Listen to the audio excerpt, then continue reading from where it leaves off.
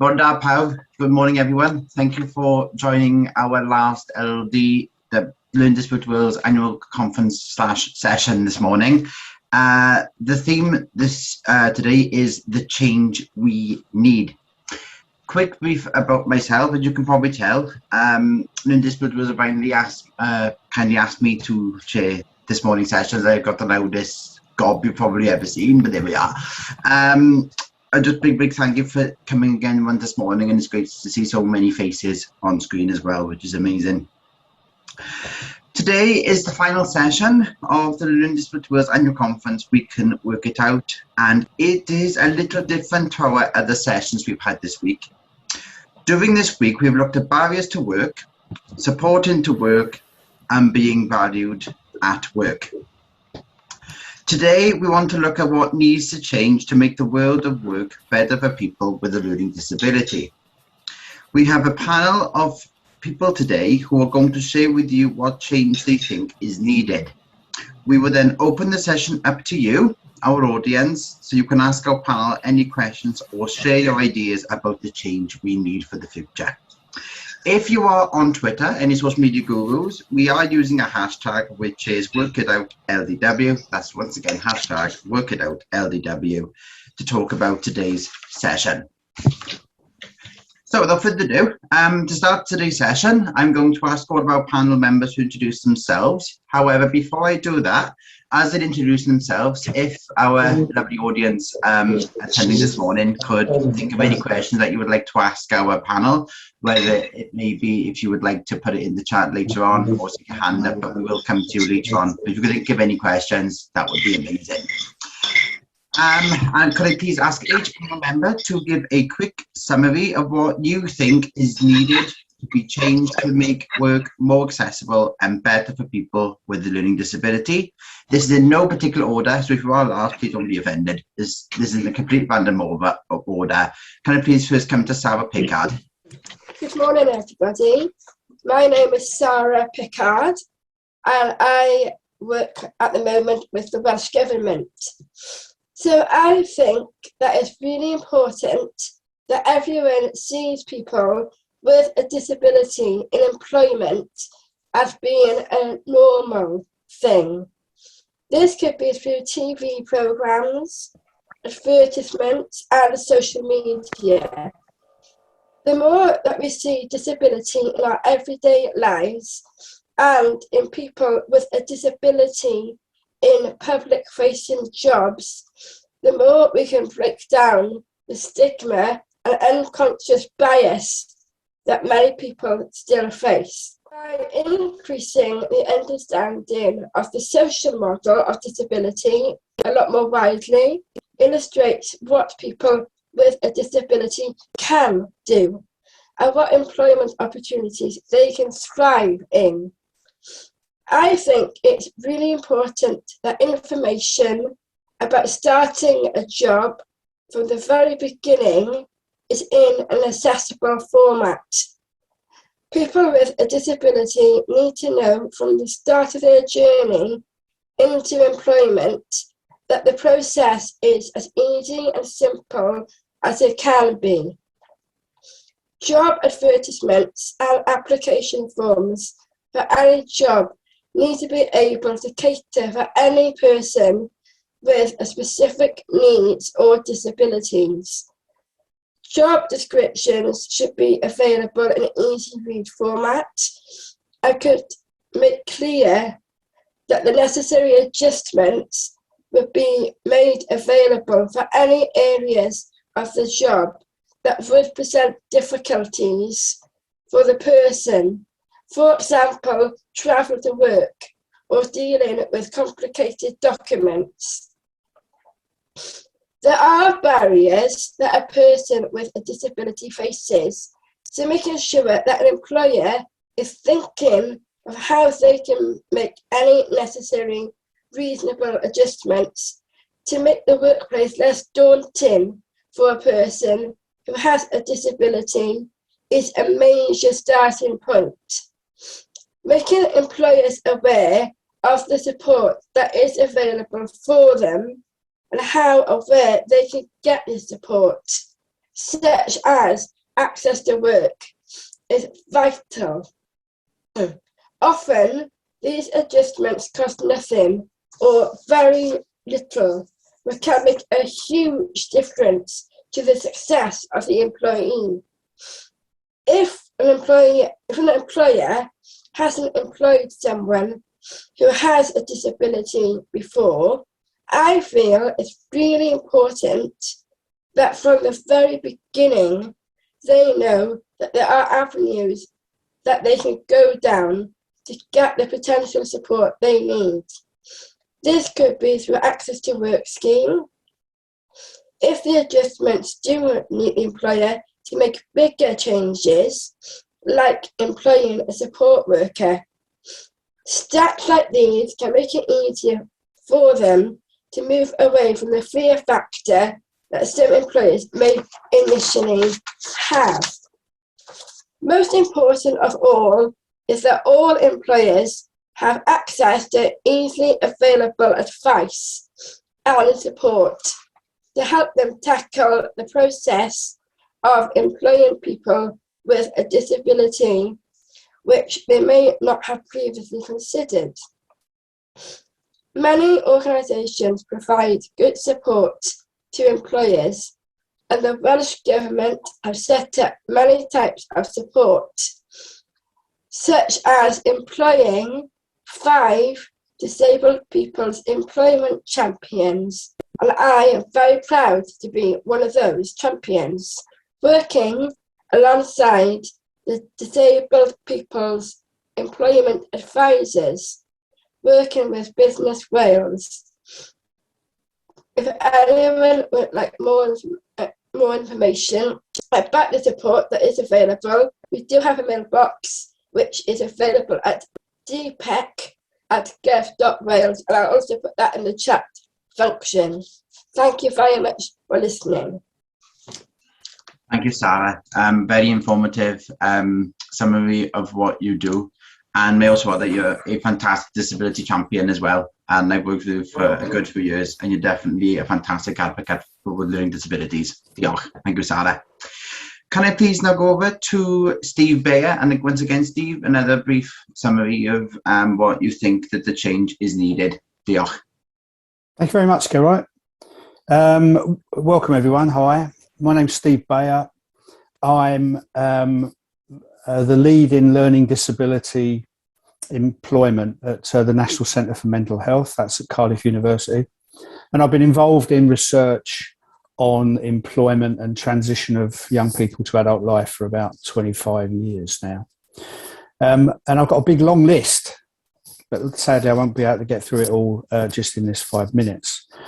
First one is, I think people need to have access to a job coach wherever they are in Wales. And that's not true at the moment. And some people think, well, it's the national government's problem, you know, to help people into work. But actually, Welsh Government have got loads of schemes that do that. They've got apprenticeships, they've got traineeships, they've got Jobs Growth Wales, they've got supported internships now. And if people with learning disabilities are going to get into those, they're going to need a job coach to help them. And if they don't, then this becomes competition for them in actually getting work. So let me mention a government scheme called Kickstart. Very good scheme, pays employers to give jobs for 6 months to young people. Now, if you've got a job coach who can help you to find the right employer, talk to the employer, help you to learn the job, then you can make use of that money. If you don't have a job coach, then somebody else will get that job. That employer will work with somebody else, and then that's a job you're not going to get. So that's competition. So from a Welsh Government perspective, we need more job coaches everywhere. The Department of Work and Pensions don't get off the hook. They should actually be providing job coaching and money for job coaching nationally. And at the moment, it's a postcode lottery, what you get. There's a very good scheme coming up called Local Supported Employment, where they're going to pay for job coaches. But nationally, there will be 20 schemes, and in Wales, we'll get one. That's about 50 or 60 people into jobs over 18 months. We need that kind of scheme paying for job coaching now across the whole of Wales. When you talk to government or at least civil servants, they say, well, try it out, and then later on we'll use something like the UK Shared Prosperity Fund. And that's going to be the thing that substitutes for what would have been European social funding now that we've left the European Union. But everyone thinks that that fund is going to pay for what they do. Whether it's women's groups or whether it's food banks, there's a huge range of demand. There's a lot of money in the fund, but there's a big demand for it. No doubt the government will ask local authorities to bid for it, which means not everyone will get it everywhere. And there won't be enough money for everybody, and it's likely that won't pay for job coaching everywhere. And I see no reason why somebody in Carmarthen or somebody in Bangor who needs a job shouldn't be able to get a job coach. I mean, if you think about, if somebody walks in off the street into a job centre, they will have access to the same schemes across the whole of the UK, except if you've got a learning disability and you need a job coach, then you have to go hunting everywhere to see whether you can find one. And for me, that's discrimination, and it's just not good enough. Final thing I'll mention is welfare benefits. Post-COVID, post the pandemic, people are very anxious, I think, about changing their status and exploring work and going into work. In the old days, and it wasn't that long ago, we used to have a return to work rule, which means you could try work, but you'd have a guaranteed return to welfare benefit up to a year later. That's all gone under universal credit. Now, that would give great security to people and families who wanted to explore sensibly employment and go into it. But we don't have it, and we want to have it back, please, immediately. So I shall leave it there. Thank you very much, Geraint. Diolch. Thank you, Steve, for your quick summary there. Next, can we please hear from Zoe Richards, Chief Executive of Learning Disability Wales, and Zoe, once again, a quick summary of what you think needs are to be changed to make work more accessible and better for people with a learning disability. Thank you, Geraint. I think that my name's Zoe. I'm CEO of Learning Disability Wales, but prior to being CEO of Learning Disability Wales, I worked for 13 years as Children and Young People's Policy Officer and Development Officer. And during that time, I worked quite extensively on transition, early years, support within schools. And I think that for me, that's what I'm going to talk about, is what Steve have talked about, the employment-specific things, but how do we prepare young people for the world of employment? How do we prepare non-disabled young people to become employers, to become great workmates, to become the person who advocates or champions for their friend in work? And that's where I'm going to start, really. I think that in Wales, we do preschool quite well inclusively. And to an extent, primary school, we do quite well inclusively. But when we start looking at academic achievement, that's when there's a real divide in what I think of as inclusive education. And I think that that's where our problem lies, is that we have the term inclusive education. We use it lots. We know that in Wales, that 15 years ago, we decided that our system, our special educational needs system, support system, statement in, was not working for our young people. But what we don't have in Wales is a clear understanding of what inclusive education means. It may mean something really different to me than it means to a head teacher in a school who's organising the school. It may mean something different to the education minister. It may mean something different to a young person. It may mean something different. And what we really need to get to is, what is that clear understanding of what inclusive education is? And does that suit the young people that are coming through our education system? We don't see young people with a learning disability working in schools. We don't see the lollipop lady or the lollipop man being a person with a learning disability. We don't have really good role models within schools. and within places that schools use, so the local leisure centre. And until we see people, we're not going to create aspiration in young people who have a learning disability to go out there and be employed in the future.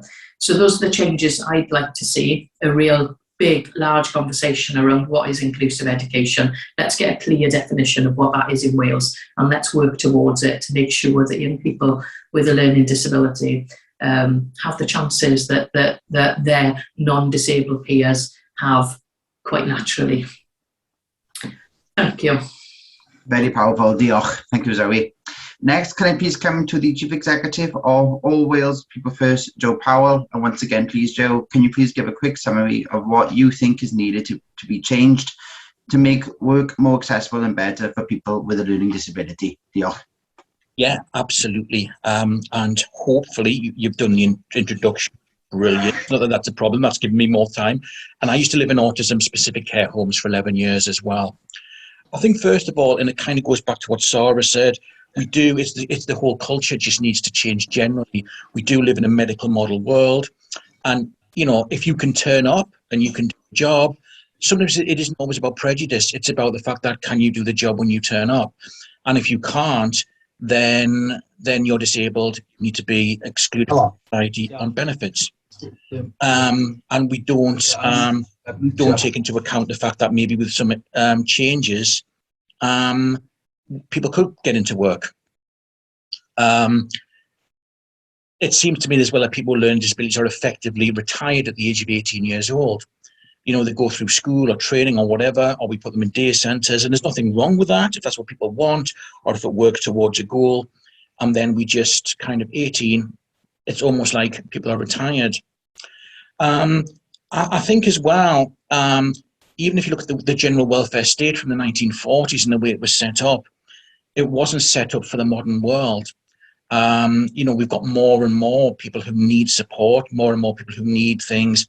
And I think it's about time we rethought the whole welfare state and how in the modern world people with disabilities can contribute to society. And I know I keep saying this a lot of times, but, you know, it's the moral argument should be the right reason why we include people with disabilities in the workplace. But I actually think, you know, if anything wins the battle, it'll be the economic argument. You know, people are more likely to be able to work themselves out of poverty, live in better places, better housing, if they have an opportunity to work. More importantly, have a sense of self-value, have a sense of purpose in the world, and that can only be good for mental health. So I think, you know, it's getting governments and people to think that.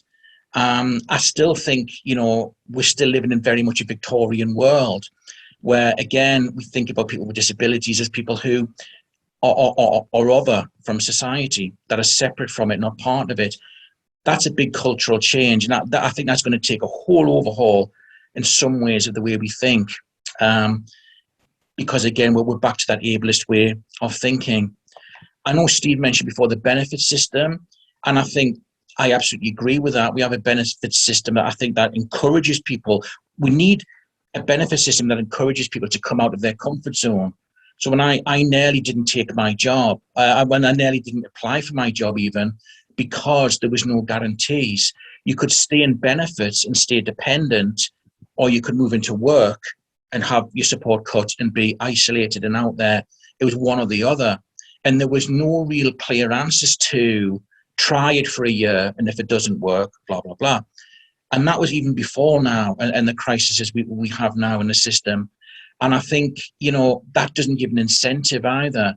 So it's not that people don't want to work, it's just sometimes it can be too risky to go into the workplace until you really know, you know, what it is you're getting yourself into and what the consequences are.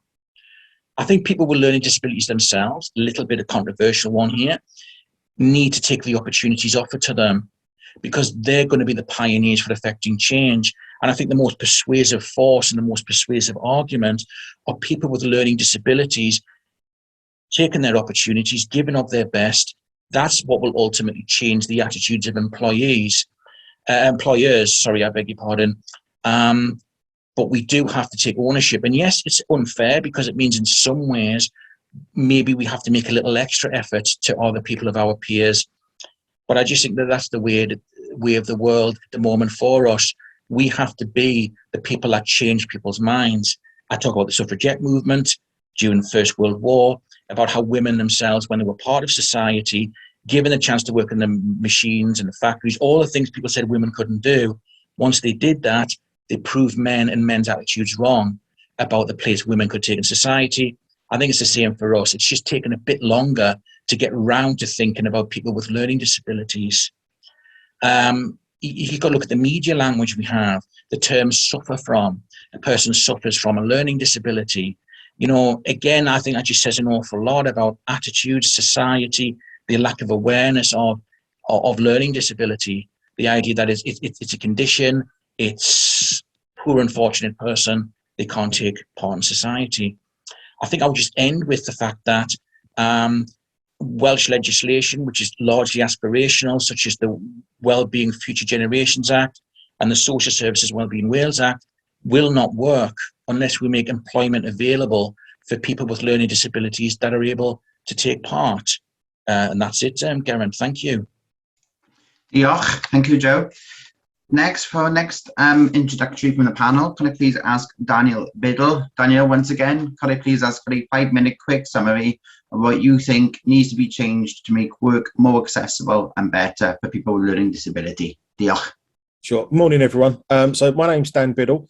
My job title is a bit of a mouthful, so I'm the Director of Education, Employment and Accessibility for an organisation called the A&I Group.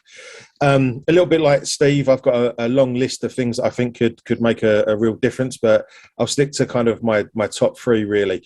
I think first of all, we have to kind of go back to the educational system in terms of how we're providing educational support, what that looks like, but also engagement with students in terms of finding out actually what they want to do. In research that I've conducted and students I've spoken to, that's a question that doesn't really get asked. It's a case of not really understanding what these individuals are looking to do with their careers, what their aspirations are and what they're looking to achieve. I think also having a defined pathway from that conversation of actually what is it that's going to take to get to that end point, that journey that individual is going to go on, what does it look like, what support's going to be needed. Unfortunately, we live in a society where educational outcomes are based on budgets. I think the new additional learning needs code of practice still doesn't go far enough.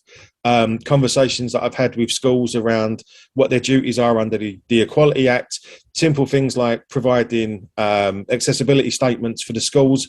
Very few schools have had them, yet it is a legal requirement under the Equality Act to provide that information. So there's multitudes of failings that always come back to budgets, and it seems to be an easier cop-out really to say we don't have the budget for that, and then you start creating a system that is ultimately geared up to fail disabled people in terms of what their aspirations are. So for me, one of the big changes is looking at how we provide the support, looking at not so much the national curriculum, but the cultures of schools. A lot of the work that I do is working with education providers, not around the delivery of the national curriculum, but creating a more inclusive culture within schools.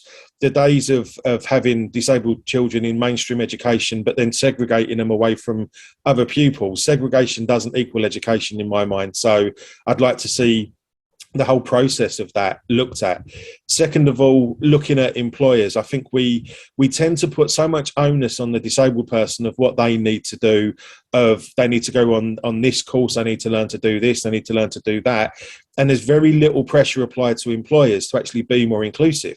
We have the Disability Confidence Scheme, but if you look at the statistics for the amount of leaders in Wales on that scheme, it's very, very low. There's also no accountability when somebody has a disability confident leader status. There is really no evidence or fact checking around how many disabled people they've interviewed, how many disabled people have applied for a job or entered employment. So I think there's a bigger piece of work to do around engaging with employers and actually looking at what they feel the barriers are. It's about having that open conversation as to why the conversation around employing somebody with a disability seems to be, well, why should I employ somebody with a disability? Where the question should be, well, why shouldn't you? if there's a capability and there's a talent and there's a skill there, let's ensure we harness that and enable that person to flourish. My final point comes on to the actual Equality Act itself. When that legislation replaced the Disability Discrimination Act in 1995, there was an overriding sense that we was going to have a kind of level playing field between all the protected characteristics. Unfortunately, disability still seems to be almost an acceptable face of discrimination. It's almost acceptable to discriminate against a disabled person, and we're not really using the equality agenda in the right way. The Equality Act itself is non-prescriptive, so it won't tell you how to provide something, but it gives you an oversight in terms of what constitutes various forms of discrimination. I think what we need to be looking at is making sure people understand their rights. So again, in an educational setting, making sure families understand what their legal rights are, so that they can challenge schools, they can challenge local education authorities, and it is about kind of providing enough information to people to be able to drive change, to be able to come together and say enough is enough, we're not prepared to accept this any longer. So we need to create that movement within individuals and families as well, but also looking at what the legislation is doing and where it's failing. Because for me, the Equality Act isn't very equal where disability is concerned. It doesn't provide equity to disabled people. And I hear it all the time in terms of, well, if we treat everybody the same, then we can't be accused of being discriminatory. The very fact that you're applying a blanket policy to everybody then raises a question of indirect discrimination. So there is a lot of work to do. I could sit here and talk all day about what I'd like to see changed and what I'd like to do, but I know other people have got to speak as well, so I shall leave it there. Diolch. Thank you, Daniel. Thank you much once again. Our final panelist today, and I apologise at this moment that this lady is last, but like I said, there's no random order. Can I please come to Kim Pillow? Diolch yn fawr. Thanks, Kim. Oh, thanks, Geraint. Hi, everyone. I'm Kim, and I work for something called North Wales Together Learning Disability Transformation Team, and we are funded by the Welsh Government. I have to say that. So this year I'm leading on employment for the team, and I'm delighted to be part of the panel. I think, as Geraint says, going last, there's a bit of a risk that you just kind of repeat what everyone else says. So apologies if I do that. So I hope what I have to say adds to what other people have said. But I'm also going for inclusive education, and I'll tell you why that is. So in North Wales, what we're doing at the moment is we are co-producing an employment plan for people with learning disabilities. So we felt in North Wales that that's a good way forward to make sure that we don't create a postcode lottery, and that everyone in North Wales, wherever you live, can have that same kind of good support to get employment. So to do that, we've been kind of out and about speaking to people and speaking to families and carers about their ideas for change. So what are the kind of solutions that we need? Because we know a lot about the barriers, I think. And I think from listening to people through that kind of process, and also through listening to people at the conference, because I managed to attend 3 days of the conference, and it's been very good. To me, and I probably am going to repeat what other people have said, we kind of have 4 kind of big problems that are getting in the way. The one is the benefit system, which a lot of people have brought up, which hasn't been designed, I think, for people with disabilities or for people with learning disabilities. And it's, when you're in it, it's quite a scary place to be. And I think it can really hold people and families back from considering employment and paid work as a real option. Again, as a lot of people have said, we have a long-standing, very much entrenched culture of low aspirations about what people with learning disabilities can do and what they can achieve. And I think we've seen loads of examples in the conference of how much people can achieve if they have the right support and the right opportunity. As Steve was saying, we don't have the right model of support in place across all North Wales, which is job coaching or supported employment. We know that now. There's really no argument that we need that for people with learning disabilities. I think we have some of the steps in place, as Steve outlined, some of the bits of the puzzle, but I don't think it's really adding up into a clear offer for people and for their families. I think at the moment there's a lot of attention on young people, and I agree with that. Young people are key, but there's much less there, I think, for adults and those with much more complex needs. And I think, again, as people have said, that the big employers like the councils and the health boards aren't doing enough at the moment to make the way they recruit people accessible and the way that they provide support to people in the workplace. And I think they're going to need to step up to the mark. But of all of these, I think for me, the biggest issue is that culture of low aspirations. And I think it's also the hardest one to tackle because it permeates all elements of someone's lives. It's not just about work, it's about everything. And for many people, it starts at birth and it follows them and their family throughout their lives. And they can never really get away with it. And I think Della's presentation is a very good example of that. And you can see how hard she's fought to get the best possible for her daughter. But I think not all families will have that resilience and that the energy and the capacity to really fight hard. So I think that becomes very difficult for them. So I do think we are starting to kind of chip away at this, but as Zoe said, I think my worry is that we're not addressing one of the main causes of that kind of culture. And that is that many children and adults with learning disabilities are not educated alongside their peers. And I'm talking about primary, secondary school, I'm talking about further education, and I'm talking about higher education and work-based learning across the board. I'm sure many of you know that the UK is one of 2 countries who have not fully implemented Article 24 of the United Nations Convention on the Rights of Disabled Persons, and the other country is Mauritius. Article 24 guarantees all disabled peoples and students the right to participate in all forms of mainstream education with appropriate support. It says that state parties shall ensure an inclusive education system at all levels and lifelong learning directed to the full, so I am quoting now from the convention, so I haven't written this, the full development of human potential and a sense of dignity and self-worth, and the strengthening of respect for human rights, fundamental freedoms, and human diversity. The development by persons with disabilities of their personality, talents, and creativity, as well as their mental and physical abilities to their fullest potential. Enabling persons with disabilities to participate effectively in a free society, which we are. And I think in Wales, we need to start now on that journey towards developing a fully inclusive education system across the board. And I'm arguing for this because of some research that came out recently from the European Union that just has stuck with me.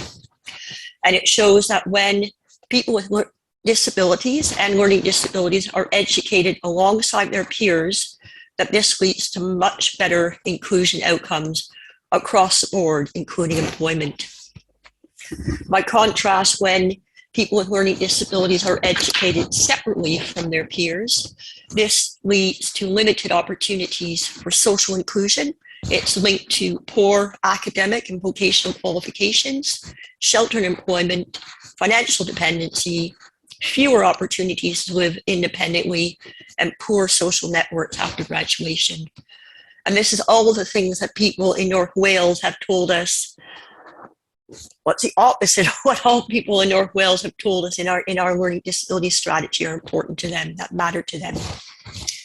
So it's not something that happens overnight. It's not a case of shutting all the specialist schools and getting rid of our independent living skills curriculums in further education. It is a long-term process of change to get it right, but it is possible. And we can see that through the examples of other countries who have done it well. So the example I'll give, if you might guess from my accent, and I'm Canadian, so it is a Canadian example. So in British Columbia, for example, They started their journey to putting in place a truly inclusive education system in the 80s. And by 2000, they had closed all their special schools. And there's Joe Simon has kindly put a link to a series of YouTube videos in there, and it's called How We Do School, and it's made by a Singaporean organization called the Lean Foundation, and there's a bunch of them on British Columbia. It's really inspiring, and there's some from Finland as well. So therefore, I'd like to call on the Welsh Government to hold a national conference on inclusive education, and I think they should do that in partnership with Learning Disability Wales, with All Wales People First, with All Wales Parent Care Forums, Education Wales, College Cymru, the higher education sector, and the National Training Foundation for Wales. And I think that should be an international conference where we bring in and we look at best practice internationally, because I think we are lagging behind. I think the AllNet Wales Act and the new curriculum for Wales provides a foundation to build on, but it doesn't go far enough, as Daniel said. And that we need to go further so that people with learning disabilities can achieve true inclusion in relation to all the things that matter to them, and that would include paid employment. Okay, thank you for listening to me. Thank you, Kim. Diolch. And just for the panel and for your introductions. It is now time for our audience and guests now to put your questions to the panel, or to share your thoughts about the change we need to make the world of work better for people with learning disabilities. You can place your question or comment in the chat box at the bottom of your screen, and the chat has been very busy this morning, which has been absolutely amazing. Thank you all for your contributions thus far. The first question this morning in the chat has come from Heather Graham, who is the Gig Buddies Project North Wales co-coordinator. And Heather has asked, why isn't there easy read application forms major employers should have? Easy read applications has job descriptions available. Can I come to Councillor Sarah Pickard first one to this one, Sarah? Can, of course. Yeah, great question, Heather. Yes, I think it would make things a lot easier for people who've got disabilities when they are able to fully understand the information that's being laid out to them. So things like a job description, just by making a small adaptation to a job description, a tiny little adjustment. I do think it makes it a lot clearer and specific when things like job descriptions are laid out in a way that is easier for those who've got a disability. I've benefited from information in that format as well. So if it can be made in a format that suits one person with a disability, I think it can help a lot more people as well.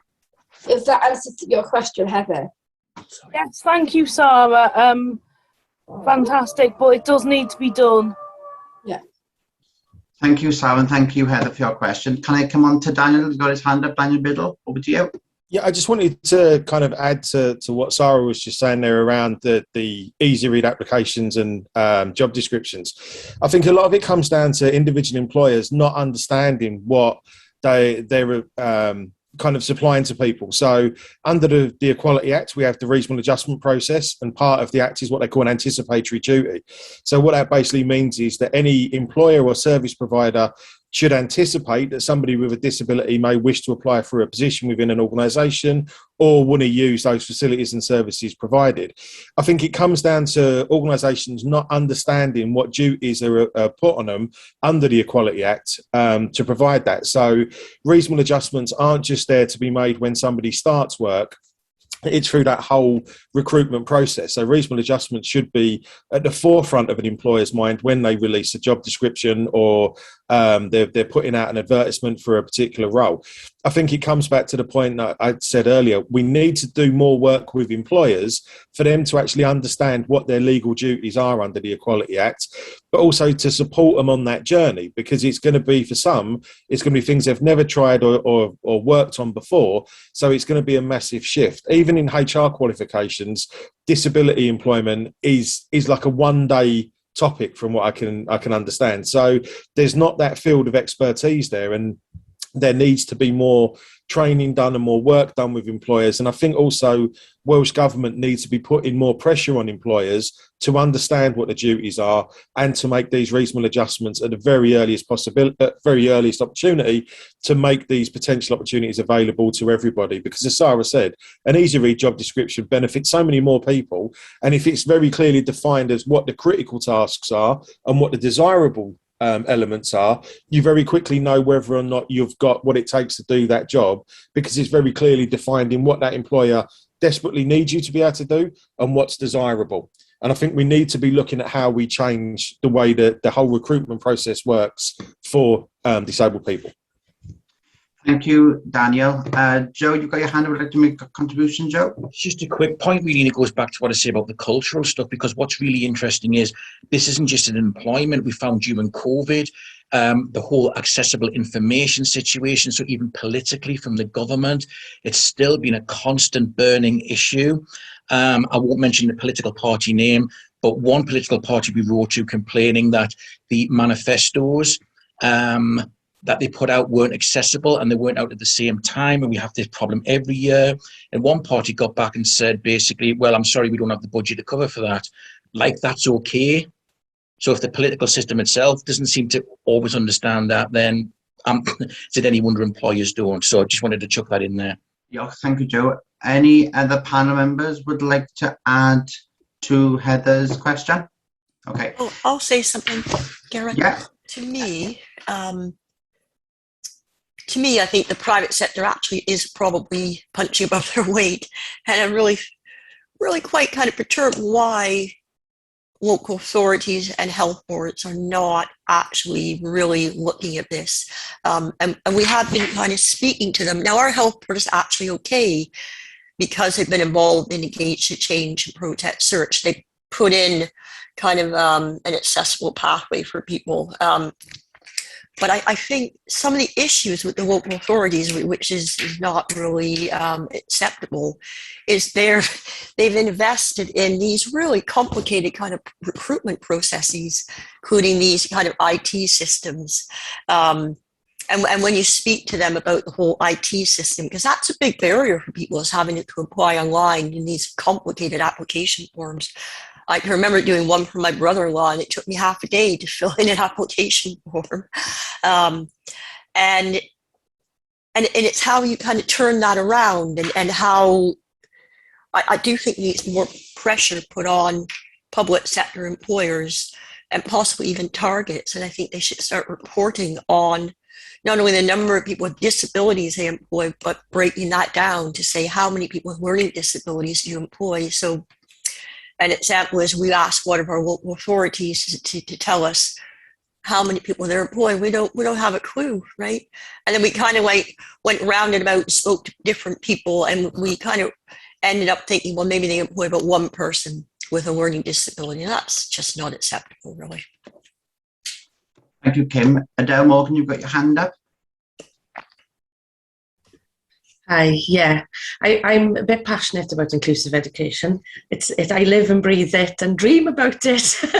My background is I used to I trained to teach adults with learning disabilities, like in my other life 30 years ago. So when I had my son, and he has learning disability as well as other disabilities, I was quite kind of shocked, really, that basically you have the always strategy, which sort of what I would have worked under, and it never ever connected with education.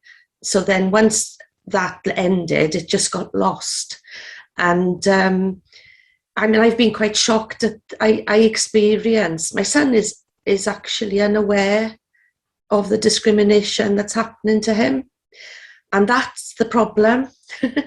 Part of the problem is not the problem, is part of the problem. So it does need people to be educated to understand what these glitches are in allowing him to realise his rights, really. But, I've had meetings even, recently, and, the educators aren't ready. They're not ready. They've no understanding. I talk about ableism. They see it as, oh, don't talk about that. We're not ableist.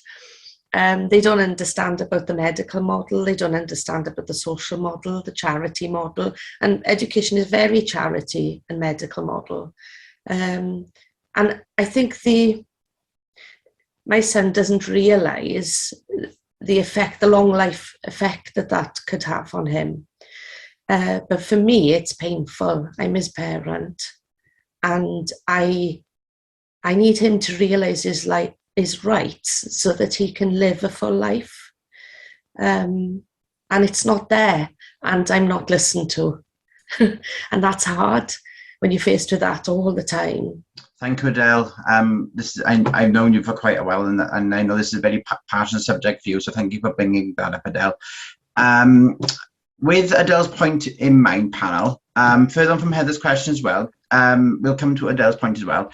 Do you think there is an issue about reasonable adjustments under the Equality Act as well? Because, of course, Adele has already mentioned the medical model, the overall strategy, and the medical model of learning disability. Is there any panel members that want to make a contribution before we move on to the next question? Yeah, I think our education system needs revision. And I think because it is, and I'm talking about further and higher education as well, it is overly directed to preparing people for the labour market, particularly high growth, high productivity labour market. And I think where, for example, in Canada, where they've really done inclusive education, children with very profound and multiple learning disabilities learning alongside their peers. It's because they see education as being has much about citizenship and growing, I suppose, citizens for the future, as they see it as kind of slavishly feeding the labor market. And to me, COVID has kind of turned that on its head in a sense, and climate change and the way that we're,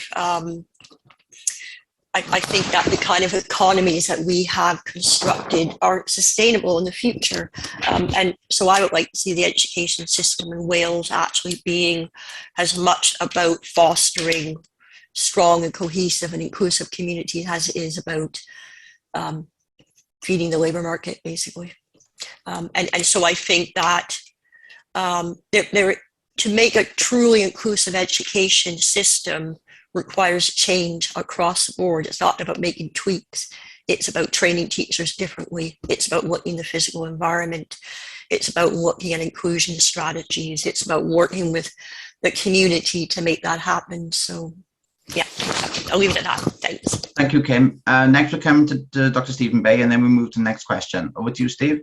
Yeah, a couple of quick points. I totally agree with Kim's point, and people's adaptation in some other countries has extended through to inviting people with learning disabilities into higher education settings as well, universities. And people go, what? Why? What? With the ableist idea is, well, what could they possibly contribute or learn in that kind of environment? Well, as Kim said, it's about citizenship, and it's about finding ways of studying, ways that people can contribute and support each other. And ironically, that's, that starting at that end actually does help to contribute towards what teachers know and what teachers do. But you're right, teaching needs to come a long way before it can actually give some practical support to teachers to do what needs to be done. The second thing is reasonable adjustments among employers. I think quite often they're frightened of it. They don't know what it might look like for people with learning disabilities in particular, and people do need help. But it's very positive, I think, when you look at this, the research on people who have done it, because they don't cost a lot usually. They can be any accommodations that people use, the way that they work is quite often useful for other people in the organisation as well, and tends to improve productivity. But yeah, people do need it. The law is there to push people to make accommodations, and where they advertise and how they recruit is one of them that is immediate. But there are other ones, and I think people are willing when they can get the help that they need to do it, and that's I think partly what we all still have to work on is providing that information and the mechanisms by which people can obtain it. Thank you. Yeah, thank you, Steve. Next question now. Thank you for your contribution so far. Now, the next question comes from Jenny Simpson, who is the work experience coordinator for Ellerdale Community Church. I hope I've said that right. My pronunciation isn't the best, especially as early in the morning.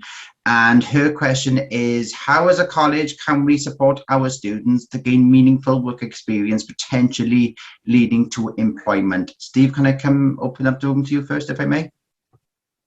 We've researched lots of interventions with colleges, and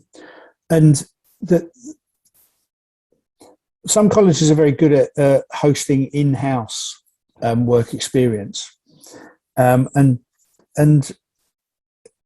it's different. Schools do it, colleges do it, and when you map it onto what goes on outside and what the key competencies and the key abilities that people need in the workplace, it can be different. So we found that the most successful way of doing it is to actually go out into real workplaces to do it. That's the first thing. Secondly, colleges are quite rightly very concerned about risk assessment, and that can be a barrier on it. People have to work, I think, practically, and have to have systems that they can go out and they can engage with outside work experiences. I think the final thing is that it comes back to this job coaching again. I think relationships with organisations that are nearer to the jobs market, that know the local jobs market and have relationships already with employers, and who can offer individualised support so people can go into a work experience and learn it and be supported in the job placement to do that, are I think really important relationships to develop. And certainly that's something that we would like to see supporting internship funding, which is running this year. Look to see those partnerships, because that will give the best results, I believe. Thank you, Steve. Can I come to Zoe, if I may, for contribution? Thank you. Yes, I was actually going to answer the last question, but I'm happy to jump onto this question as well. I think fundamentally one of the main barriers for young people in college accessing good quality work placements is the lack of support they're able to access to enable them to do it. So for example, there isn't a fund from Access to Work to support work placements, etc., on a basis that isn't outside of a normal programme, and then the levels of staff support within colleges don't stretch far enough to provide that individualised support. So it's about recognising that there has to be funding for work experience placements to take place. There has to be support for preparation to go into the workplace, and there has to be support for once you get into that workplace as well. Thank you, Zoe. Daniel, do you want to make a contribution? Yeah, I think for me, there needs to be a more holistic approach. I think if we look at the rates of disabled people in employment compared to those that are not disabled, there's a huge disparity between those people in employment and those that are not. And I think we can have all the systems and everything in place around an individual's need, but what we've not got is the work readiness of employers to offer employment. The understanding around disability, the understanding of the reasonable adjustment process, the understanding of gaining access to work support. I always have an issue where we can create a million work-ready disabled people, but if the world of work isn't ready for them, we're not going to achieve what we're looking to do. I think we need to have as much focus on employers and working with employers to increase their understanding, to look at their processes, look at their policies, look at their practices, to make sure that from the very outset that a position becomes available, it's done in an inclusive way.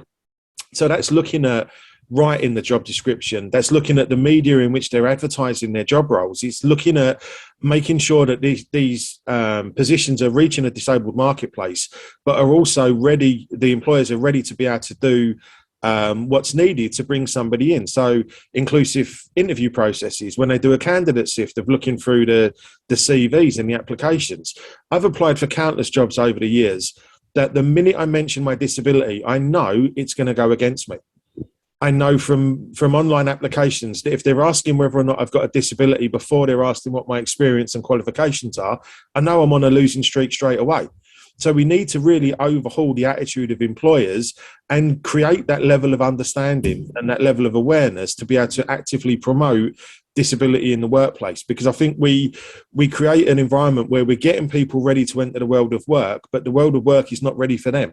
So we're actually, in one way, doing a disservice to people. We're adding to the mental health issues and the depression and everything that comes from that inability to find employment because we've not created an inclusive working world as of yet. So for me, I think as much effort as we put into individuals, we have to do that with employers as well. We need greater employer engagement, and we need to be able to have those conversations and challenge those myths and misconceptions that get propagated year on year. It's more expensive to employ a disabled person. A disabled person has more time off sick. It doesn't cost my employer any more money to employ me, and I don't have any time more off sick because I'm disabled, I'm not ill. So just creating that understanding between the difference between an illness and a disability. So we actually start to create this real level of understanding around what it is to be disabled, but more importantly, what do we bring to that world of work, our lived experience that could massively benefit most organisations. So for me, I think we need to have a joined up approach between individual support and what we provide the individual, but also the engagement and support we provide employers as well to make this a reality. Thank you, Daniel. Very passionate words there. Thank you for contribution. Panel, may I ask you all, what practical things do you think could colleges and schools put into practice tomorrow to improve things for their students in general? I kind of tackle this from a North Wales context, as that's what I understand. And we had 2 college groups in North Wales and a number of different campuses, and they don't quite match up with the kind of local authority boundaries. But to me, I think it seems to me that the situation at the moment is that there's kind of this pathway then from kind of special education into college, and then people go into college and then they come out the other end, and then maybe they're picked up by services on the other end. I think, to me, it's about how the college reaches out to community partners and they work in partnership, because we need much better, certainly in North Wales, we need much better progression pathways once people finish college to say, right, you've done college, these are the things you've achieved, what's the next step? And in North Wales, that next step isn't there. So it's, young people are just kind of falling off the edge of a cliff. So I think it's about how colleges and local authorities particularly, but also the third sector, can start to work more effectively together in real partnerships to ensure that, one, I think when young people are in college, they don't only just need to do college, and lots of times they're only there part-time. So it's like, well, couldn't you blend then? You're doing something at college, maybe you're doing something in the community, maybe you're doing a workplace in the community, and you're coming up with a much better, progression plan for that young person. I think the IDP will help with that when that comes in. But that could be quite a while before that happens. And I think we need to do something now about kind of addressing that big gap that is between the colleges and the community where people are going to be living. Thank you, Kim. Thank you for your contribution. Panel, is it okay if we move to the next question? I'm just conscious of the time. I want to get many questions in as possible. Our next question comes from Julian Brewer, who is the Development Officer for Pembrokeshire County Council. And Julian has asked it's quite a big question, but it's quite an important one as well. If we want to change the whole benefit system, that is a big ask. If we can agree on a few simple targeted changes that will make a big difference, that might get some results, which would be A, what would these be? And B, how can we agree on these? Steve, you've got your hand up. Yeah, it's a massive issue, and could be, a massive oil tanker to change. But in terms of employment, there are two things that really do matter. One is the ability to return to benefit without penalty after you've tried and one may have failed. I think that would help. The second one is still about the transition that people are making to universal credit, where if you are not on universal credit and you go for a job and it fails, you can lose any premiums that any disability related premiums that you had, which will cost you a lot of money. If you're in UC universal credit, then those would have transitioned with you, so they're kind of in your back pocket already. And I see no reason why, if people have got forms of disability status, they shouldn't have that still guaranteed to them if a job fails, if they've not yet transitioned to universal credit, because they'll automatically go onto universal credit after the job finishes. So it's a bit technical, but if people really are serious, government's really serious about getting people to take this step, then they need to provide some security blankets for people, I think. Thank you, Steve, for your contribution. Our next question comes from Lucy Hinksman, who works on the Throw Our Eyes photography project with All Wales People First. And this question is, how can we remove the stigma of labels on people with learning disabilities and get people to focus on the person and what they contribute? So I'll come to you in a second. Joe, from an All People First point of view, could I come in with you on that one, please? I know this is not going to be a short-term or a quick-term fix, but I just really think it's about getting people in society, visible in society, in communities, more and more, not just in workplace and socially. I just think people with learning disabilities themselves are going to be the biggest catalyst for change. And I just think it's not going to happen overnight. It's the same with the Black Civil Rights Movement. I know I went on about the suffragette movement before. Women still don't, in my opinion, have equal rights. I mean, the way they ought to. So I think, it's about getting people included, visible in society. And I think over time, challenging attitudes by exposing, for want of a better word, exposing the community to the learning disability community and seeing what people can actually, that's the best myth buster you're ever going to have. Yeah, thank you, Joe. Zoe? Yeah, I think for me there's a huge school community that we have to tackle, and we talk about teachers training and we talk about different things, but the schools in Wales are communities in themselves, and there's a heavy emphasis on governors running the school and the levels of responsibility that governors have within schools. We very rarely see any governors who have a learning disability, any governors who are a parent of a child with a learning disability, any governors who are a parent of a child who are on free school meals. There is a real lack of people with lived experience sitting on governors' boards. And what you have then is people without any insight into the lives of the people that they're supporting, making quite significant decisions. Coupled with that, you have the wider school community, so you have parents of other children, non-disabled children, and there needs to be quite heavy emphasis on education there as well, and that has to come from the roots of the school, really. The school has to lay out what type of school they are and how inclusive they are. And once that happens, parents join in on that journey as well and are supported to join in on that journey.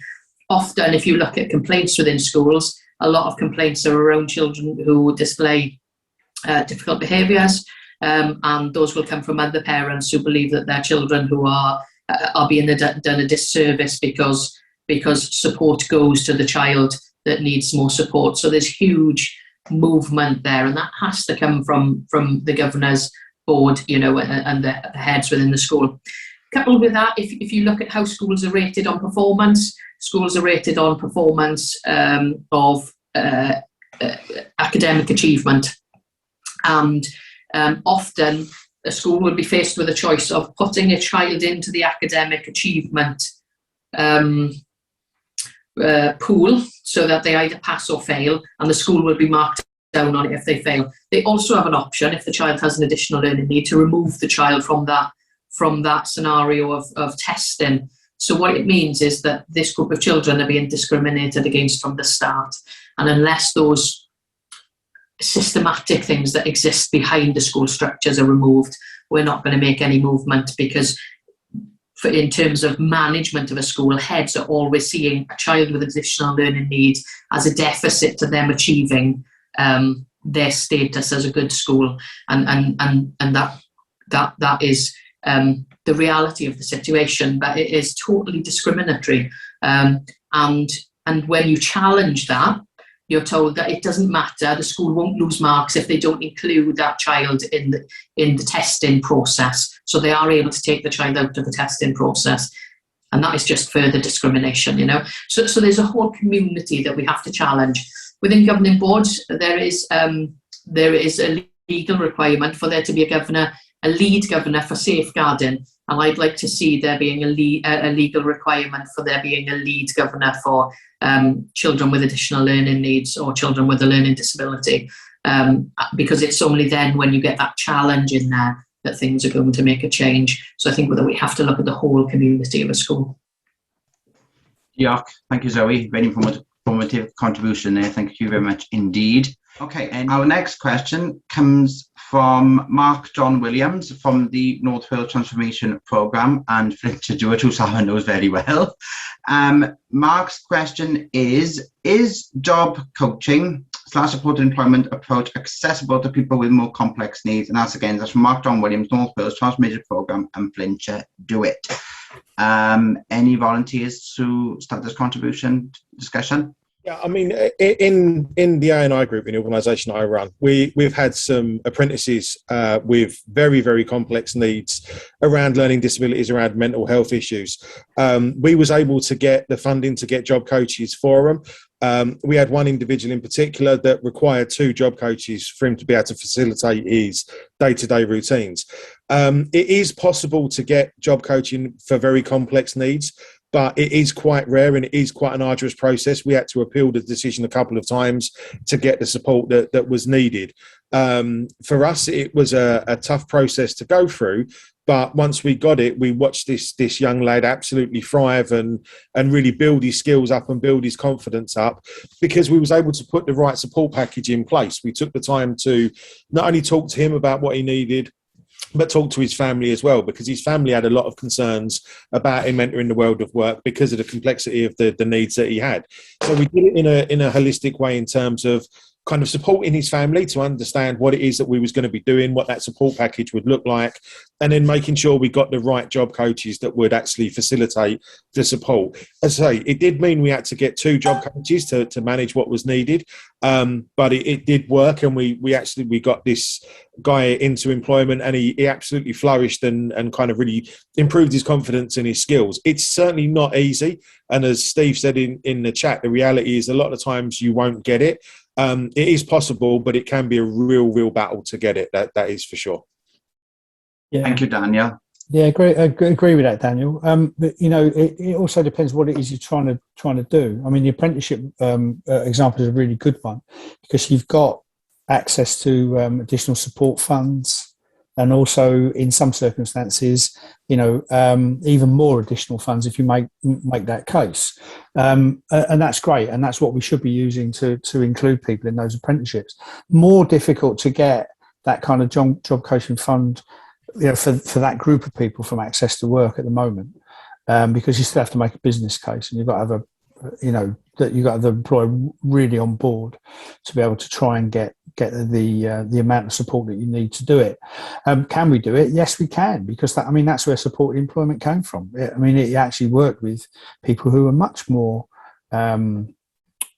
had needed much more support initially, and on paper were much more, I guess, disabled than you would see the people who are going through job coaching at the moment. But it's all about funding. Can you get the funding to do it? I've put in the chat just a note that Access to Work are looking at expanding into a new fund called Access to Work Plus, particularly for people with higher support needs. And they're looking to move the funding around that might suit, to be able to provide the right sort of support for people in work. I'm really interested in how that's going to pan out. So do keep an eye on that. They're still designing it, but that may be something for particular individuals to draw on at some stage, if they can find a supplier of that kind of job coach support. Steve, I can see Mark's Ed nodding. Mark, can I come to you for a comment that you may want to add to your question as well?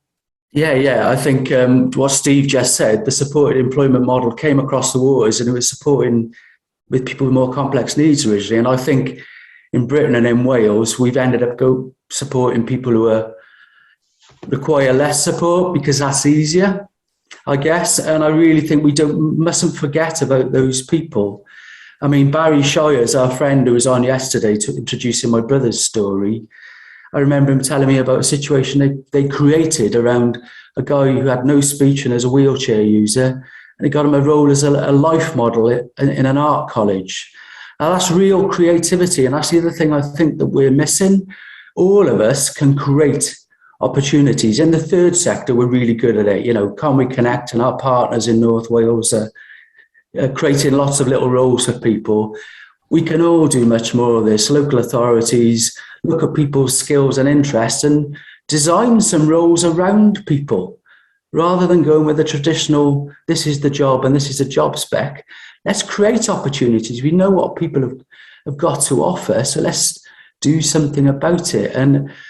But we're fighting a culture where I think in some ways for those people going backwards. In the area where I live, we've recently spent over £4 million on what I would term as an old-fashioned day centre for folk with complex needs. So that's £4 million. That's a lot of money. Could have used that differently. Thank you, Mark, for your thoughts on that. Danielle, you've got your hand up. Do you want to come in? Yeah, there was just one other thing that I wanted to add. I saw a fantastic diagram that basically outlined the way that support, predominantly around education, is facilitated. And it was a picture of a bucket, and you had 10 balls lined up in this bucket. And at the top of the bucket, 4 of the balls overflowed. And it said this person would receive support. And then in the bucket next to it, you had 100 different balls of 100 different needs, but not one of them overflowed the bucket. And that person wouldn't get the support. And I think that diagram really summed up the way that the support is kind of allocated, because you could have one person with one need, but that need overflows that bucket, so they get the support. But then you've got a person with a multitude of complex needs, but not one need is enough to overflow the bucket. They then don't get the support. Whereas person B is in more dire need of the support than person A would be. And I think that's where, for me, the issue comes from. The criteria around who gets the support isn't done in an equitable way. It is, if you tick this box, you will get that support. So we're leaving so many students that are in desperate need of support not getting it because they don't tick a specific box. So for me, one of the big changes is about how we assess the need for support and how we then implement that and what that looks like. Because at the moment, it isn't done in an equitable way, and we are failing certain students that need that support to be able to flourish in our educational system and then progress on to the world of work and fulfill their aspirations and their potential. Because for me, the biggest issue we have at the moment is so much untapped potential of people with certain skills, and sometimes their disability is a benefit to that skill set in terms of what they can do and how they process information, whatever it may be. And we're missing out on this massive talent pool because we're not able to provide the right support or do the assessment in the right way that makes sure that support goes to those that really need it and need a specific level of support compared to somebody who may need a little bit of support. So I hope that makes sense in kind of how I've put that together. But for me, it's about that assessment process for the support packages as well. Thank you, Daniel. Sorry, Mark, for your question. Thank you for attending this morning. Really much appreciate it. Our last question comes from Resource Renew, Calvin, Rodri and Ryan. And the last question is, what are others' thoughts on universal basic income? I've had a question. I do know it was tried in Canada, and it did actually work quite well. But the benefit system in Canada is very different because out-of-work benefits are administered by local authorities and not by a big benefit system. So for it to work in the UK, you really need a DWP on board with it. Yeah, I think it's really difficult to do. And I think it's not really kind of got much traction in the UK. And I know in Glasgow, when I worked there, we were looking at it, but it just never got off the ground. So I'm not quite sure why. I don't know if Stephen has any kind of insight into that. It's interesting, yeah, that they tried it in Finland, didn't they, recently? Yeah. And it was with, I don't think they're continuing it at the moment. I think that they had mixed results. But I do think that, in the next decade, we're going to have to be looking at it, not least because of some of the changes in the work market. The way that artificial intelligence is being used for every damn thing at the moment it is inevitably going to lead to a change even a bit higher up the jobs market than perhaps sometimes we traditionally look at for people with learning disabilities. And there are going to be a lot, I think it will end up with a much more mixed economy of people. So people, may well be spending less time able to work or being asked to work. And what do you do with people? Do people starve, or do you move towards a universal benefit? And I think we will see more experiments with this. Quite interestingly, I think people with learning disabilities can lead the way on this because of the way they blend their lives already. There are some lovely examples of where people have found lots of things, positive contributions to make with their lives in the community, as well as some major commitments around work and other factors. So for a change, we might be ahead of the curve about how to live with this kind of blended benefit than at the back of the queue. Thank you, Steve. One final contribution. So now we are very, very tight for time. Adele, go on, final contribution before we close this morning. Yes, I was listening to the radio this morning, so and my ears pricked up, and I thought, I've got to listen to this. So basically, Wales is going to be, now then, I take in a bit of information, I don't take it all in, so forgive me, but it obviously has been talked about, and it's going to they said it was going to go to the Senedd next week, and I think it's to do with care leavers. They're thinking of rolling it out throughout Wales to care leavers. And some other organisations that says we need to do more than that. We need to encompass other groups of people as well. Swansea have signed up to being part of a trial. They've said they're willing to be part of a trial as well. So there is talk about this. I mean, I've spoken to a few parent carers. Disability is a fast track to poverty. So as a carer, you're often not unable to get the work. You're unable to go out to work quite often, and then there's the people that you care for are unable to lift themselves out because they've never got those options. And so I think, it could help with the barriers to giving up your benefits. There's been this barrier, hasn't there, to people giving up their benefits. So people with learning disability historically have been in sheltered workshops or doing voluntary work, and that's their only option really, because there's a fear of losing the benefits. So I think this could help a little bit, but I don't know much more than that, really. Diolch. Thank you, Adele, for your contribution. Much appreciated, I'm sure. I'm afraid that's all time we have for. I would like to thank everyone for not just the panel for attending, but for your questions, your contributions, your comments. In my eyes, it's been a very informative and a very, very good discussion this morning. Obviously, there's still lots more topics that are yet to be talked about, but I'm sure they will be come across in the future. And in my personal opinion, I think inclusive education needs to be talked of a lot more. I would like to thank all panel members once again. Kim from the Learning Disability Transformation Team, Councillor Sarah Piccard, Daniel Biddle, Zoe Richards, CEO of Learning Disability Wales, Dr Stephen Bayer from National Centre for Mental Health, Joe Powell from All Wales People First, and we would also like to thank our sponsors. Thank you all for attending all week. I would personally like to thank our chairs this week, Anna Hugo, Heather Graham, and I want to thank all the speakers this week. Jack Colgate. Thank you, Simon.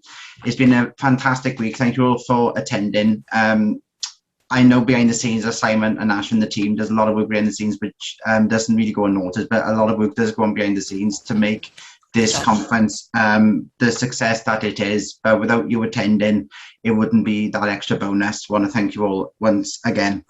And just a final note, this year's conference was dedicated in memory of our sadly missed colleague, Sam Jenkins. Sam was, she was the life and soul of Learning Disability Wales.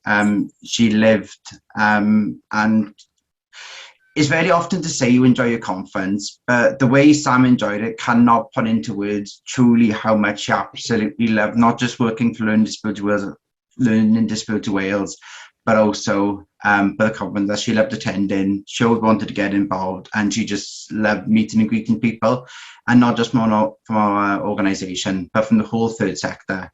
I truly believe that our beloved Sam will be truly dearly missed. So on that final note, thank you all for attending, and we shall speak to you very, very soon. Diolch.